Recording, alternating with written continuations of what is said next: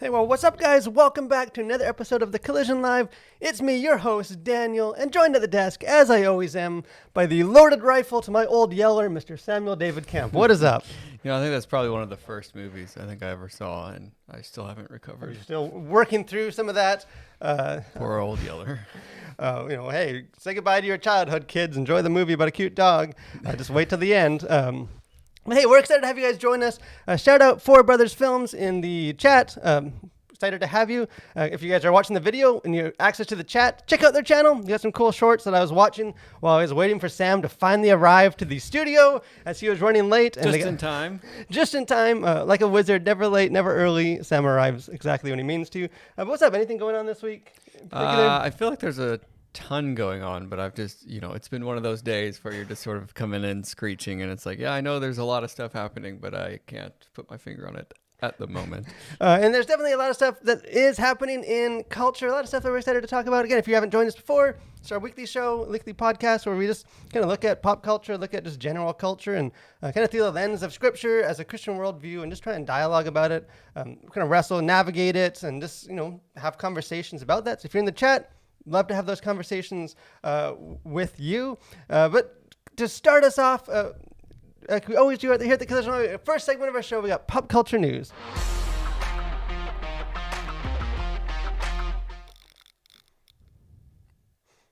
So a couple interesting things going on this week. Probably the biggest, or at least the thing that I thought was the most interesting, is they just announced the new, what will be, I guess, the next Pixar animated film. This thing's called The Elementals. If you're watching the live stream, the video version, you can see some of the concept art of that. Basically just elements, but they have feelings and they're sentient and they're walking around and have to overcome their differences. Fire and water. I don't know. I trust Pixar, so I'm excited for that. Hopefully not quite as controversial as some of the other Pixar movies we've had to talk about here. Also in news and adjacent to controversy, they just announced they are making a new Pirates of the Caribbean movie. I think this is the 6th entry. There's a lot of these things kind of lost track after the first couple. It's announced or rumored to star Margot Robbie, who's been in just a ton of stuff. Johnny Depp's involvement is questionable, given some other stuff that he is dealing with in the news right now. So I don't know if he'll be involved with that. Kind of weird timing to announce this, I guess. But yeah, I'll be interested in checking that out. More news, more controversy. This is a controversial week, apparently. Percy Jackson, these are the books that I did not read. I did see the first couple movies. Not very good, but they're really launching this thing because they weren't good into a whole new Disney Plus TV series. But the show's been making some news lately. A lot of controversy. One of the actresses cast in the role of Annabeth, if that's right, cast a black actress. The role is described as a white girl in the books, and there's just a lot of discussion on that. Obviously, kind of reflects other issues and stuff going on, but just definitely noteworthy some of that discussion. And the authors kind of clap back on some of that.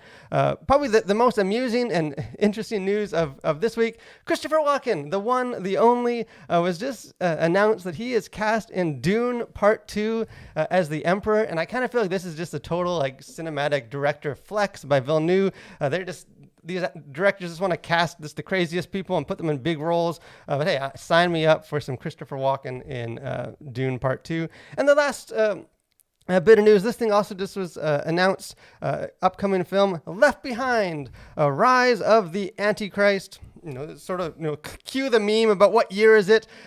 These things are still going strong, I guess. Say if you are one of those people that enjoyed those back in the day, there's more of them. But that's all we got this week here in pop culture news. So any of those things stand out to you or interest you? Or Yeah, I didn't know there have already been 5 Pirates of the Caribbean. I thought there were only 3, but I guess I lost count a long time ago. Well, yeah, I think there's a trilogy, and then they're like, hey, these make money, so we make more, but they're not really connected, and I don't know. I did love what's his name as the squid guy. I always forget the squid. Bill Nee. Yeah, he is he's one of my favorite actors, and Christopher Walken as the Emperor in Dune, that's going to be legendary. And I cannot wait for that alone, for his performance because I'm a fan of his stuff too. And I so. can't remember. I've read the Dune book. And I don't remember how. I don't think the Emperor has like a big role. He sort of shows up near the end. But it will be because but Christopher but he will make it big. And the Left Behind. I'll be honest. I think these books, this whole concept is dumb.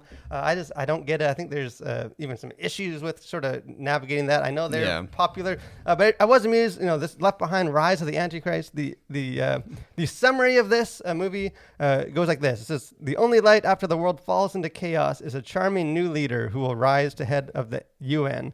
But does he bring hope for a better future, or is it the end of the world?"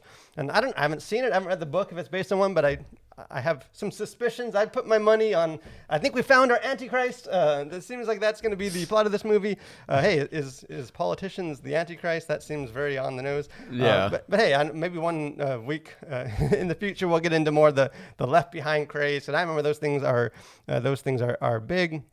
Again, always lots going on in pop culture. But for our first topic of our show, kind of more general, not a specific like a specific news story or controversy or anything, just sort of, I guess, more of like a foundational thing as far as like cultural engagement. And this is actually kind of inspired.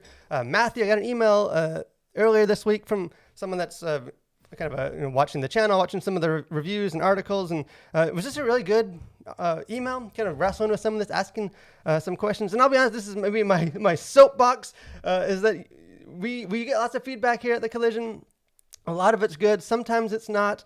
Sometimes I feel like the responses to some of the articles, like if there's like a Venn diagram of like people who actually read the article and like people who comment on the article, it's like two complete untouching circles.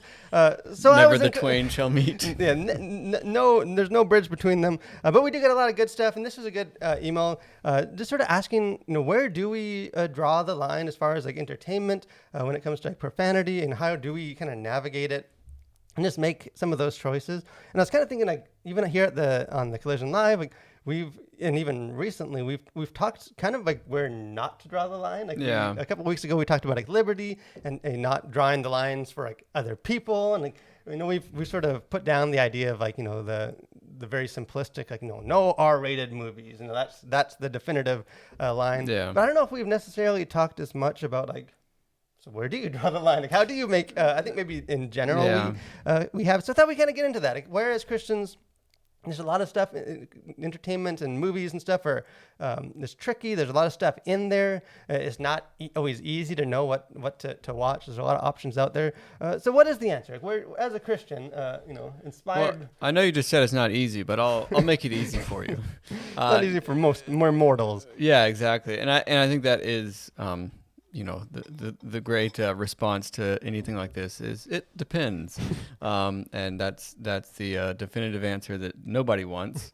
But I do think it does depend a lot on the person, and I think also it's one of those sort of nebulous lines. I think that is maybe not so much a line, but more like a gradient, and so a lot of times. I think it's easy to sort of go to the extremes and say, well, we'll definitely put a line here, like, certain movies that are just maybe glorifying a particular lifestyle, and it's really not about like an interesting or a challenging topic, but it's really just sort of a vessel to kind of just fill it with garbage and like just mindless entertainment. And I think that is a bit easier to say, well, maybe draw the line there. But then there are other movies that we've sort of talked about, like maybe war movies or just really compelling stories that I think are worth investigating and worth seeing, that I think you can benefit from, even if there are things in it that you obviously disagree with, or you would never endorse that behavior in a movie. That doesn't mean that seeing it is necessarily wrong. And I think for most people, probably the line would come to sort of the sexual content. I think is probably one of the areas that I think it's a much more clearer way to sort of draw that line. Maybe in a second we're gonna get into what I do think the sexual stuff is kind of like an exception to some of the more general kind of principles that I think with culture. But I do think like it is more nuanced, and it is like, I think whenever that was, a couple weeks ago, we talked about kind of the legalistic, where I think sort of the whole mindset we have towards the question, I think, can sometimes be wrong, of almost like starting from like everything's awful, and it's like how much Yeah. can we dip our toes in without getting too like, like Yeah, we're don't almost wanna doing something get. bad, but we don't want to be too bad, and kind of Yeah. flipping that a bit to like, hey, I think we have liberty as Christians. Like, I don't think there's anything to, the fact that something like some of the like, what people might call like mature content, which again I don't like that term. I think it's wrong, but like the heavy stuff like the profanity or violence, like I think it's a misconception that like Christians can't watch stories with that, or that Christians can't watch movies that have that kind of material, or that present a worldview that is like opposed to what we believe. I don't think I think it's a misconception that like, we are restricted from that. And one of the verses, again, we've shared this verse a lot. It's sort of one of the foundational ones for me. It was this Matthew 10:16, where it says, "Therefore be shrewd as snakes and innocent as doves." And that's kind of been my guidelines, like at least generally speaking, as far as like entertainment. That it's not really like a legalistic, like, okay, well, can Christians watch a movie with profanity? Like, well, what if it has, PG-13 has one F-bomb, but an R has two? Like, is that worse? Yeah. Kind of getting into some of that.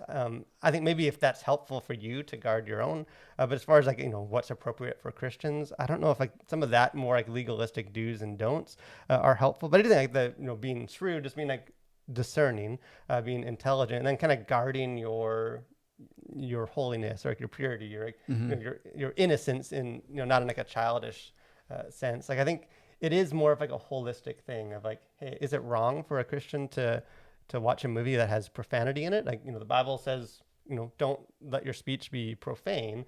I don't think that's the same thing as saying like don't ever hear, if you even hear someone say a cuss word, then like go repent.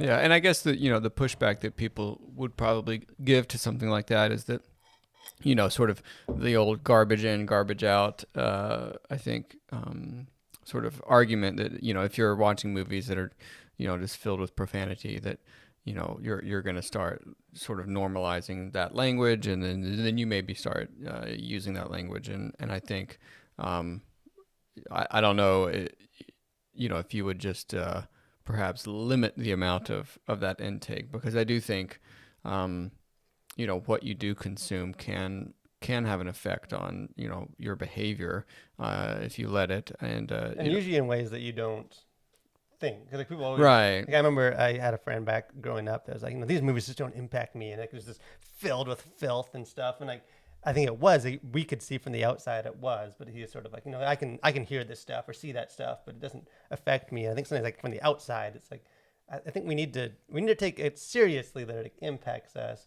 Yeah. But maybe not like too seriously that like if we even hear a word, if right. it's like a very kind of dealing with a very like a mature theme, and like a message and kind of real meaty topic, like the fact that there's like a couple profane words isn't necessarily going to like send us, veering off the, away from the faith. Right. So it's kind of the answer that when I was talking with Matthew about this email, is kind of my approach is more kind of based on that verse. It's like less like a do's and don'ts of like, well, can Christians do this? Is it okay? How much? Like to be more of like, what is my identity as like a Christian?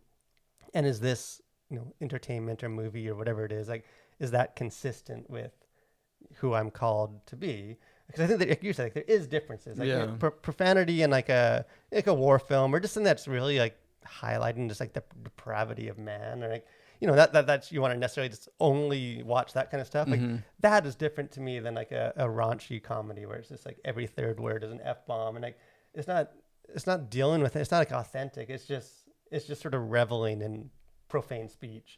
Yeah. As a is it a sin to hear that?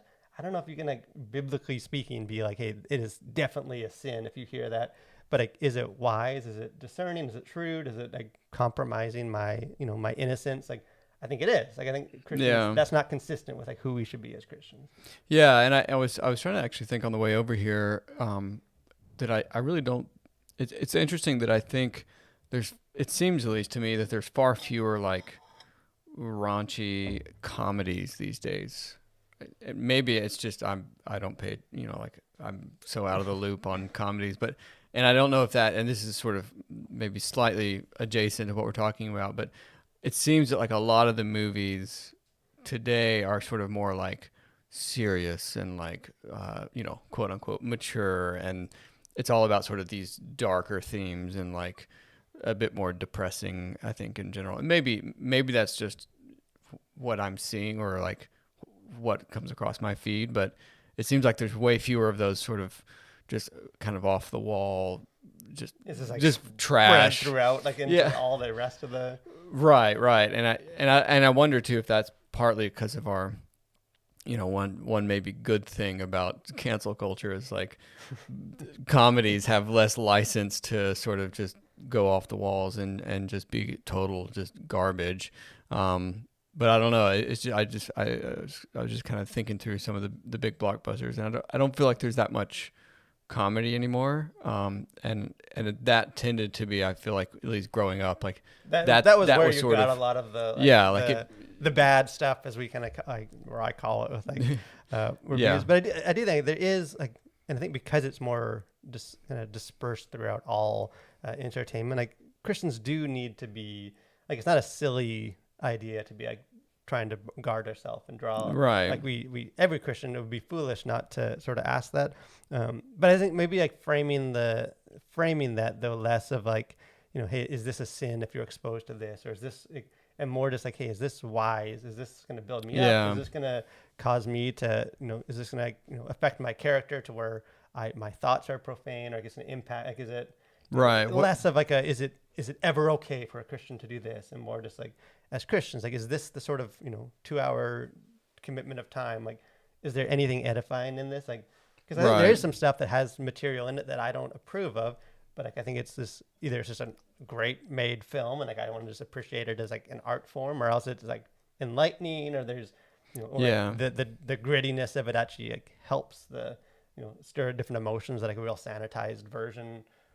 So I don't know if it's always, but like you said, I think the one thing, and this is just my own, I guess, perspective. I do think when it comes to like the sexual material, and by that I mean like not just like sexuality, but like sex itself, like gratuitous, like 2-minute sex scene. Like I do think with as far as content, like that is in a separate category, and I think part of it is like, and again, this is sort of coming from the conversation I had, but like in a violent movie where a bad guy like guns someone down, like, in watching that, like I'm not vicariously committing murder, or like I'm not even like I have like hatred towards my brother and watching that. Or like a sex scene, like they're designed in such a way to like to inspire, like make you feel the actual sinful emotions of like lust, and like it's really no different, as like a married man to be watching a some naked actress on stage, like that's the same action as like on a nude beach, or like it's still the sinful action, right? It's like I don't know if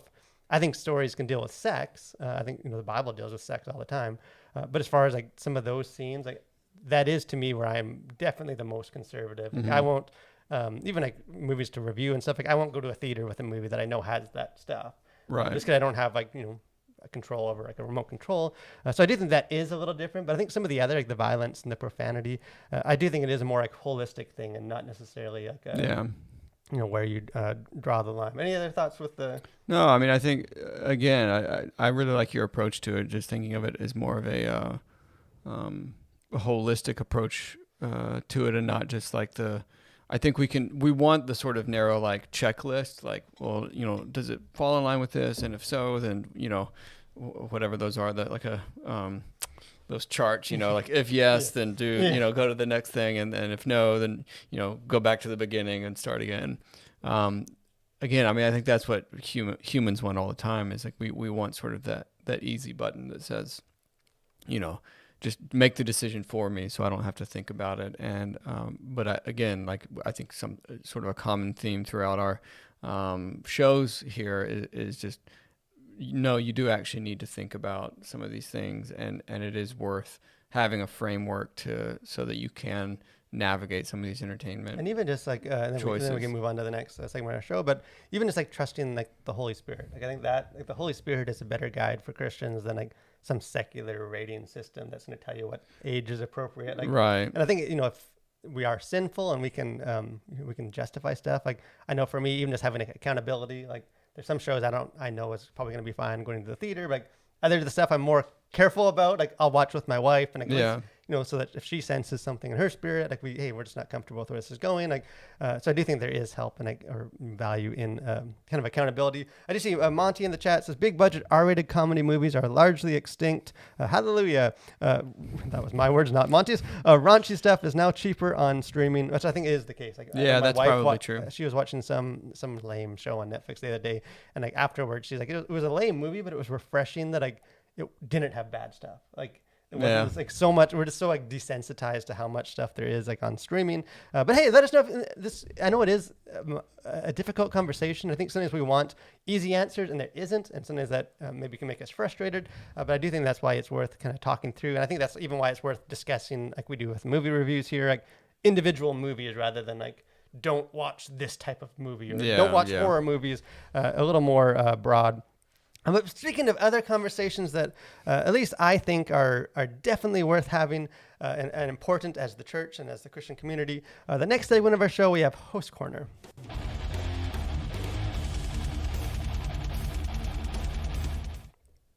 So I wanted to use my minute here to share something that's near and dear to my heart and shine a little attention on something and someone that I just don't think gets enough attention, and that is Captain Crunch.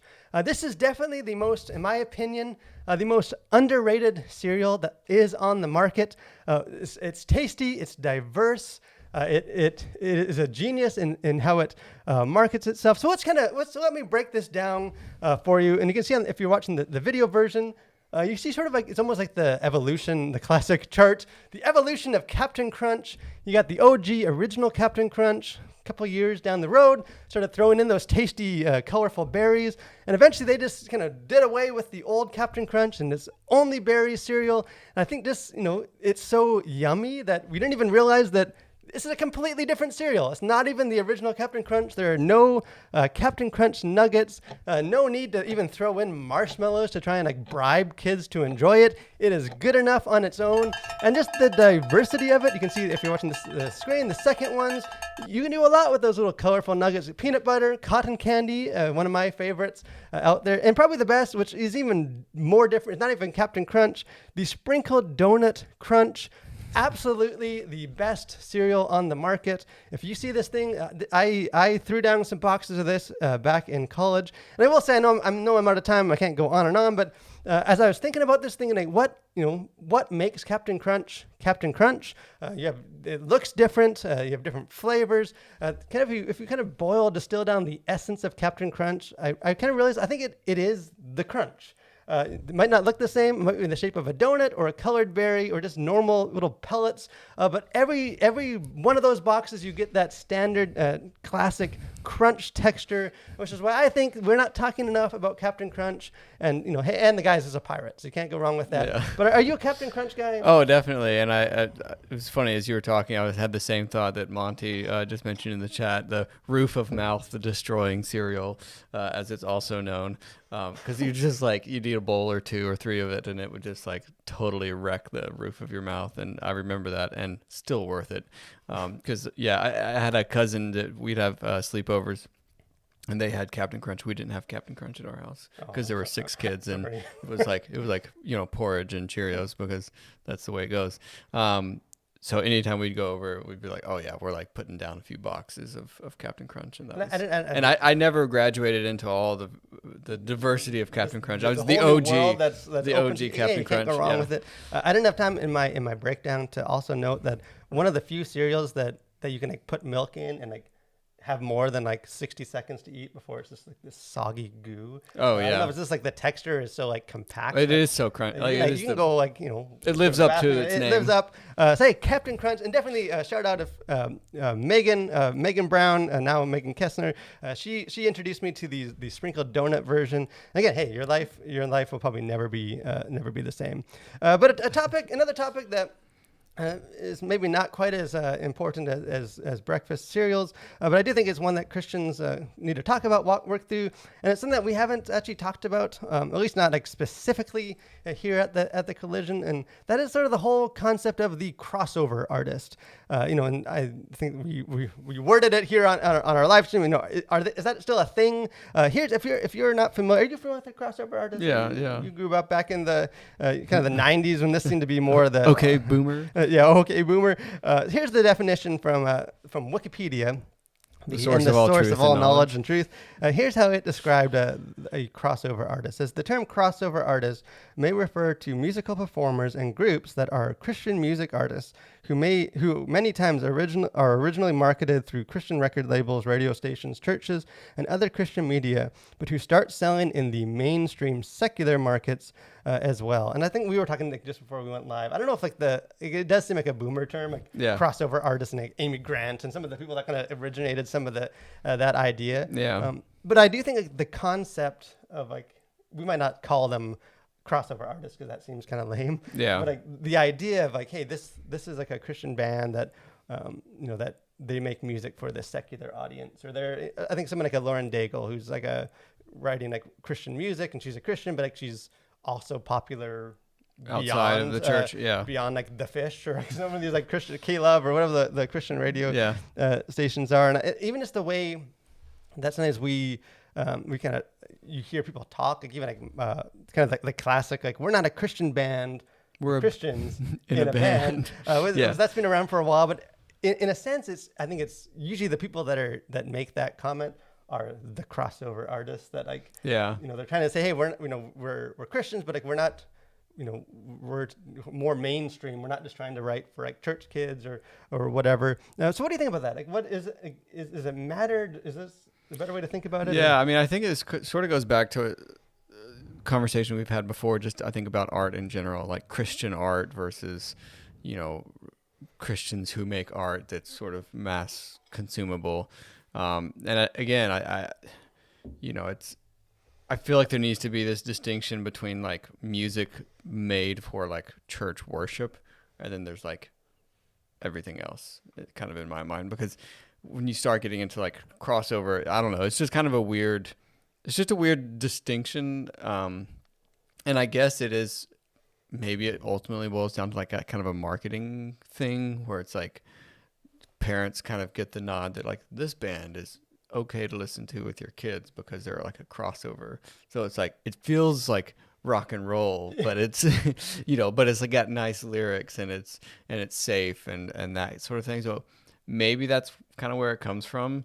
But yeah, I don't know. I just wish that distinction would kind of go away. I feel like we've talked about it before on this show, like the ambiguous sort of like pronoun, like a lot of like the crossover artists, like, they're singing like a love song to you, and it's like, is you like a romantic crush, like a girl, or is you God? Like, can it be both? And like it ends up kind of, because I'll be honest, I hate the whole idea of like the crossover artist. Like I think it, I think it's well-meaning, and like I get why we sort of think of in that terms, but like you said, I think it is sort of this like false like binary of like there's the Christian market and there's like the secular market, and we got to kind of choose. Like I do think there is like a religious art and like non-religious art. Like, right. A song that's written like for praise and worship is different than a song that's just written, some rock and roll song. But like I think the issues come when we start like making the next step of like, and the non-religious art, like,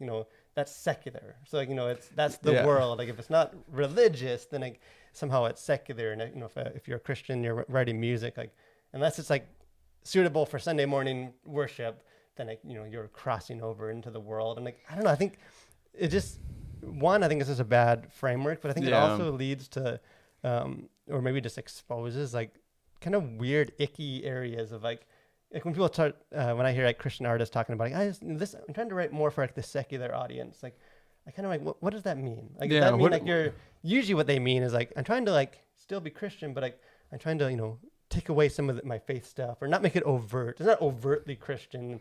And I don't know. I think that leads to a really weird, like, is that manipulative sort of thing. Is that a precursor to, deconstructing their faith like a decade later? Like, actually, I was never really a Christian. We just sort of did that because we were at our church and that got us going, and now we can, be our true selves and, play our rock and roll or whatever. Like, I don't know. Like, it does seem like a really odd sort of demarcation of like wanting to play like, real music in the world, but then also still, and I do think a lot of it is where these artists come from, I think, in a lot of ways, because I think so many great bands and great artists today got their start in the church.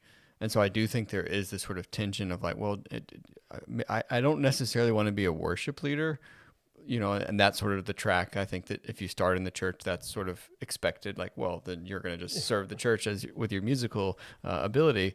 But I wonder if it's just sort of a not knowing of, well, so what do I do with this talent or these songs that I have in me that I want to write that aren't going to be performed on like a Sunday or Wednesday night youth or whatever.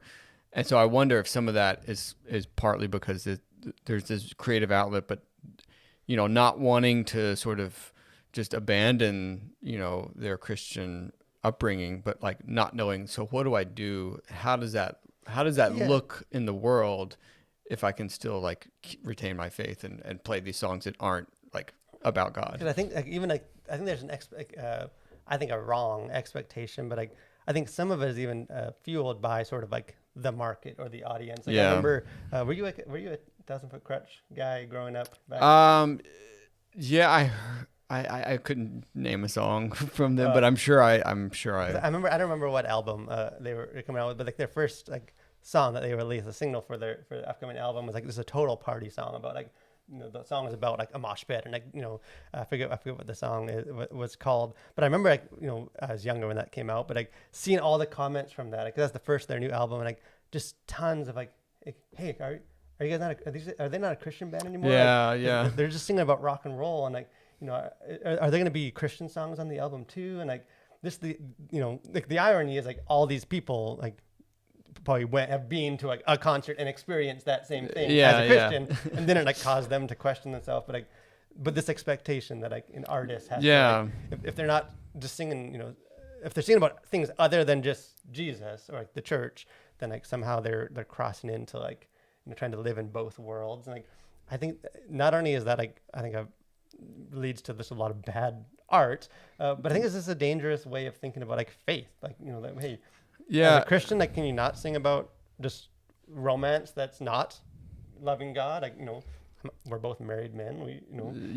We love our wives. Like, there's, or just like a concert or just, there's tons of experiences that I think. Yeah. I think there's this weird thing I think that happens a lot of time with Christians who make art, and I'll make that sort of distinction. But like, there's this, I think maybe fear that's like, well, I don't, is writing about sort of these more like, let's call them mundane experiences, or let's say universal experiences, like somehow like, ungodly or like less spiritual, or, I don't know. I feel like there's this sort of fear of like, well, I don't want to, like, I'm not necessarily trying to just be provocative, but I want to, I have this, I want to tell the story, or I want to make this music.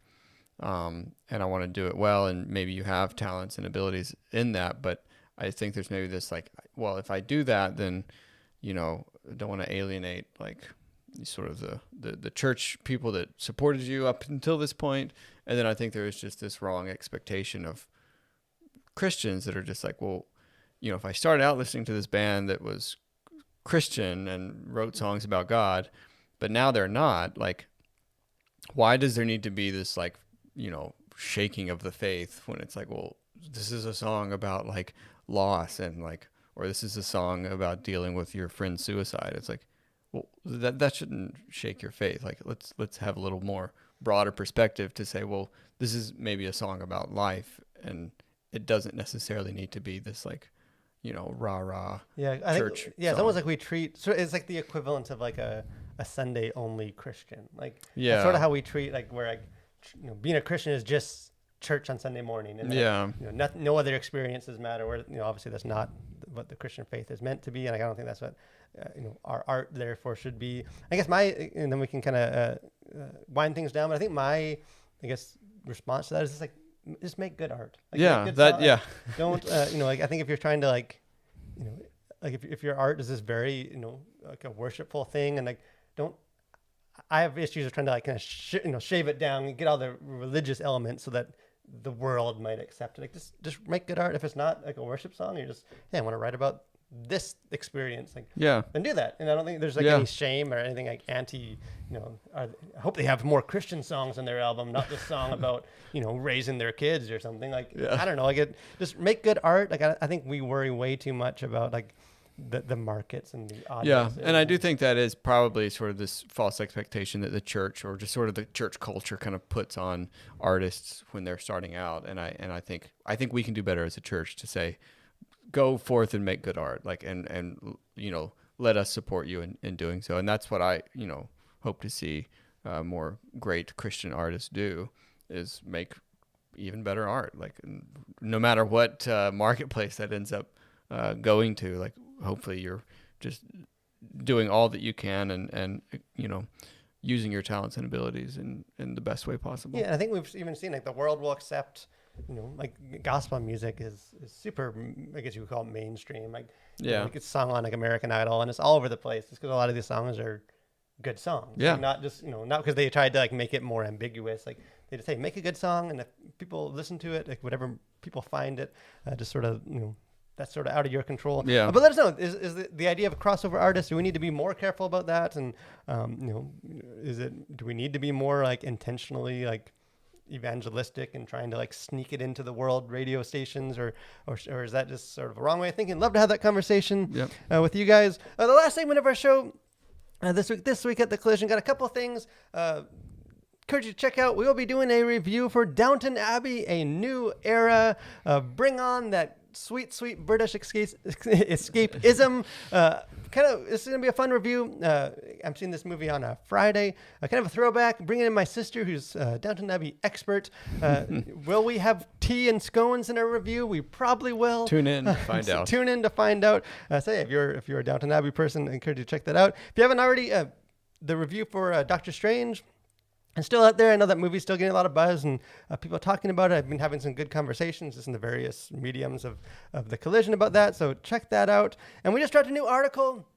Actually, just before we went live, 5 more classic novels Christians should read. This is a follow-up to a post I did earlier this year, and it's really just me geeking out about classic literature because I love books. This 5 books, not the 5 books, but just 5 more books I think Christians maybe aren't familiar with or would benefit from reading. So check that out and let me know your own books that you would add to these lists. Anything else going on this week? Yeah, well, speaking of books, Daniel, I wanted to mention this maybe before we wrap up here. This is Apologetical Aesthetics, and ours truly is featured in this. You have a chapter. Maybe just tell folks what is this about and what did you write in here?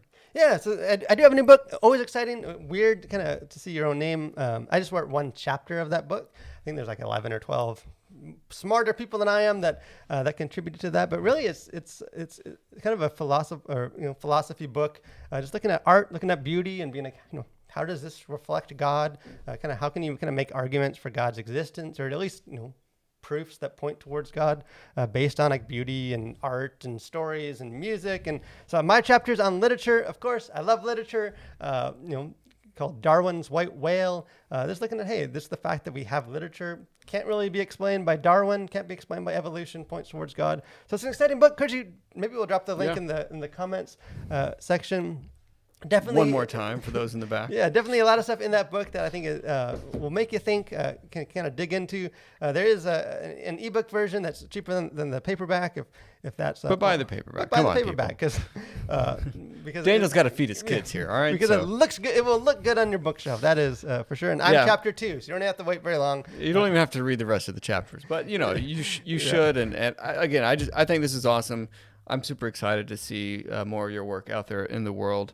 And again, just sort of it piggybacks on a lot of what we talk about here at The Collision. So I think if you like what we do here, this will be a great challenging read for you. Yeah, so check it out. But want to thank you for checking out our live stream or listening to us, however you get your dose of The Collision live every week. It's always fun, always a lot of stuff going on. Next week, actually, we will not be live. It'll be The Collision not live. We'll be pre-recording just because our crew is out on vacation or just doing crazy stuff out in the world. So me and Sam can't run it by ourselves. So we'll be pre-recording. So still tune in, still join us. Maybe we'll be lurking in the chat and we can still have those conversations with you guys. But hey, have a great week, guys. Go get yourself a bowl of sprinkled donut, Captain Crunch. Live life to the most. Seize the moment. Thanks for watching, guys. Stay safe and continue to collide with your world for Christ.